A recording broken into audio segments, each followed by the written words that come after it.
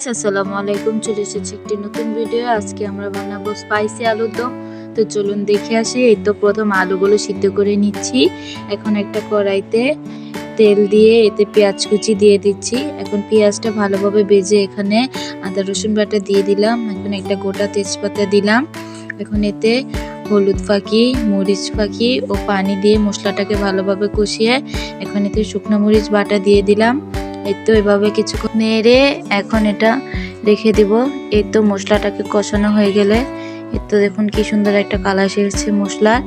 এখন এখানে সিদ্ধ করা আলুগুলো দিয়ে দিচ্ছি। আমাদের অনেক ঝাল খেতে ইচ্ছে করতেছিল, তাই আমরা ননদ ভাবি মিলে এই রেসিপিটা বানালাম। এখন এতে ম্যাজিক মশলা দিয়ে দিচ্ছি।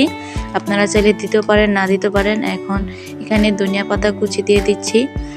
আলুর দমটা খেতে অনেক মজা হয়েছিল, আমরা সবাই অনেক মজা করে খেয়েছি। এই তো দেখুন কি সুন্দর হয়েছে, মাশাআল্লাহ। ভিডিও দেখার জন্য থ্যাংক ইউ।